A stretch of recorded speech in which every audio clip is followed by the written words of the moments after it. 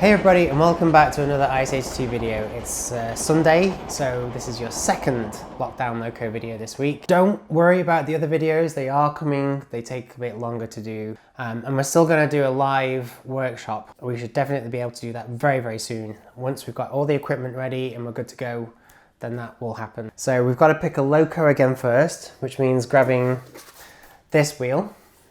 Okay, let's give it a spin and see what happens. That's a good spin. Yep, that's good. Electric again! Oh my gosh. Wow. I was not expecting that. Seriously. Gosh, well, I really do hope it's not going to pick electric every week because there really aren't very many compared to diesel and steam. Okay, right. Yeah, let's just do this. Let's go for this. How about an intercity class 90? Okay, so here I am again with my little brush. Just make sure that the dust is all off this and she's good to go, good for a run.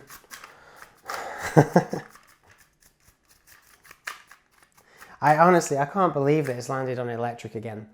I really hope it's not going to land on electric again next week. Well, the next time we do it, because there's like that many electrics, that many diesels, and that many steam. So again, that many electrics. We could have a problem. Okay, so this is a Class 90 in Intercity Swallow livery, and it's by Hornby. It's quite old. I'll talk about the real locomotive first, and the real locomotive is quite special because unlike this one, okay, fair enough, this was built in Britain, so that gives you a clue as to how old it is actually. But I think the modern ones are made in China, aren't they? However, the real life locomotive, the Class 90, is particularly special because it was built here in Crewe. Yes. Brel, isn't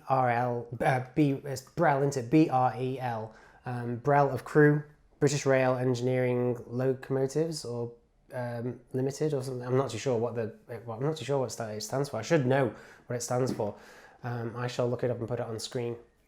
But basically, Brel of Crewe were the company responsible for this Class 90. They churned quite a few of them out, and they are a nice locomotive. They're a Bobo in terms of wheel arrangement. So basically, 2 bogies and then 4 wheels on each bogie, and although in real life you'd have power going to both bogies, in this particular case you don't. This particular model by Hornby only has 1 powered bogie just there. It's well before the days of a huge big centrally mounted motor with twin flywheels and everything. That didn't exist at this time. Now it also has to be said that as special as the locomotive is, I don't really have many memories of it, unfortunately. I definitely remember Class 86s, and I definitely remember Class 87s, loads of 87s. I mean, Virgin had an army of them, and I'd see them at Crewe practically every time I came to Crewe as a kid. I would see a Class 87 in, not necessarily Virgin livery, obviously not back then, but I'd see it in Intercity livery. But I don't remember seeing Class 90s. I really, really don't, which is really, really odd. Now, I know that they ran, as I say, in the east of the country, on services out of London, right up the east coast, and right into Norfolk as well. You know, you could catch a Class 90 out of London, and it would take you all the way to Colchester. And I think until very recently, you could do that. And that's a bit of a shame because the Class 90 is built here in Crewe, yet I don't ever remember seeing one, ever. I don't think I ever saw one, which is really bizarre and a bit of a shame. But it is a beautiful locomotive, obviously double-headed so that it can go in either direction, and they would often run with a DVT, a driving van trailer anyway, at the other end of the train. Unfortunately, this particular model by Hornby is quite old. It's really getting on now, probably 25 years or more, maybe even 30 years old, and it shows it. We've got a tiny bit of damage on the roof. The overhead catenary dates from when Hornby did have working overhead catenary and you could switch. But what I failed to mention in my previous video on the Class 86, Halley's Comet, was that it was never very good. It was never very reliable because you'd have to have the catenary absolutely spot on. You know, just losing contact with it for just a moment would make the train stop.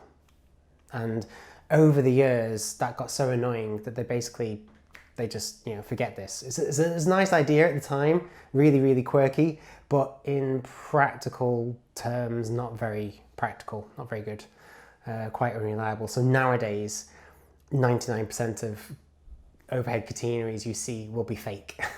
They're just to look good. They don't actually carry any electricity. And I'm fine with that.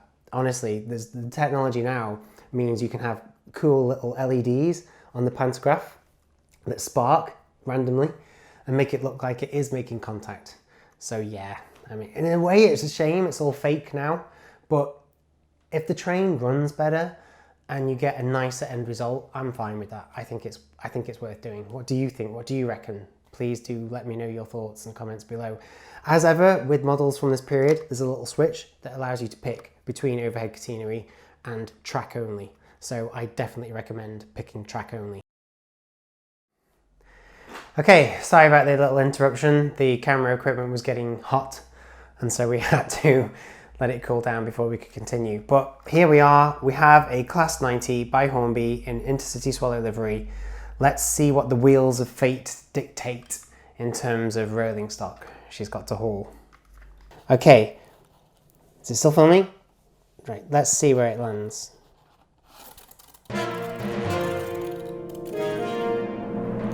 Vintage coaches.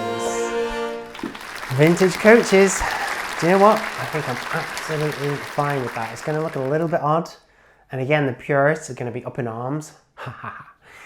But let's go get some vintage coaches. Okay, so here we are at the test section of the layout again.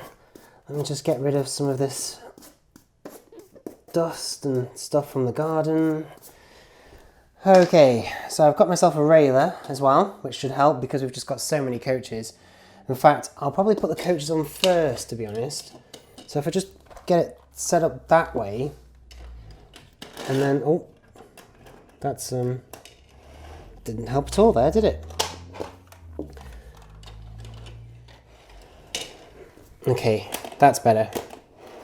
Let's get all these coaches on first. And then put the Loco itself on. Right, now, oh, actually quickly. Yeah, her wheels are immaculate, and I even see intact traction tyres. So, fingers crossed, she's going to be okay. Although I'm positive she's going to be a bit rusty. She must be a bit rusty, surely. Okay, so if we just select power, give her a little bit of juice. Nothing at all. Okay, try the other direction.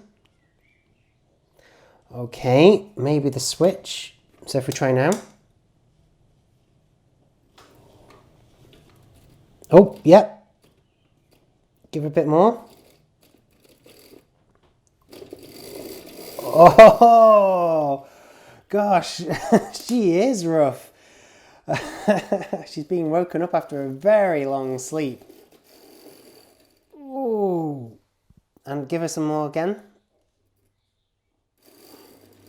And then stop, and then the other direction. Yes. Yep. Okay, stop and bring her back. Ooh. Do you know what? Okay. Right. She clearly hasn't been ran in a very long time. That is obvious. So, to help her out, we're going to let her warm up a little bit. I'm going to take all these coaches off again so that they're not in her way, because I'm not going to make her haul all of these coaches while she's warming up, because that's putting unnecessary load on the motor and everything. It's just not fair. So let's get her running around the loop, and then we'll return once she's warmed up.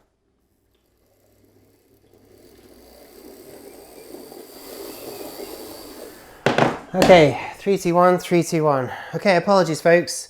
But you know, this is Lockdown Locos. This is going to happen.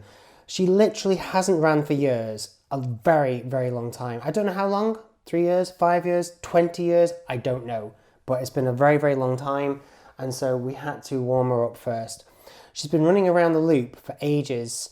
And she's much, much better now. She's used to running again. Obviously, she does need some maintenance. She does need to go to crew works. We'll have to take the body off at some point, put oil on the cogs, make sure she's okay. But for the purposes of Lockdown Locos, she should be okay to just complete this short video.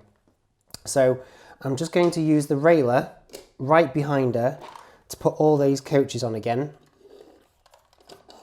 So the coaches are on. Let's just see if we can gently back the locomotive up onto them. Okay, so the loco is just backing up onto the coaches now, nice and gently, and job done perfectly. I didn't have to interfere at all, which is fantastic. So yes, this particular episode of Lockdown Locos has been very good for explaining and demonstrating the importance of warming a loco up, basically. I mean, they are mechanical devices at the end of the day, with literally physically moving components, and you know, you've got to bear that in mind. Yeah, you've got to think about that. So the oil is now in various cogs inside there. She's running much better than she was, you know, 10 or 15 minutes ago. Let's let the Class 90 take it away.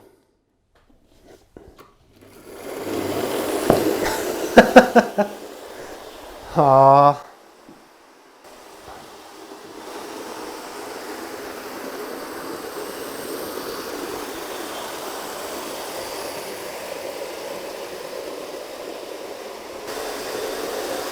To be honest, it doesn't look too bad, does it? She actually looks quite okay. Even though, you know, they're completely the wrong kinds of coaches. Because they're so smart, and she's so smart, and we've got lots of horizontal lines, she looks pretty good.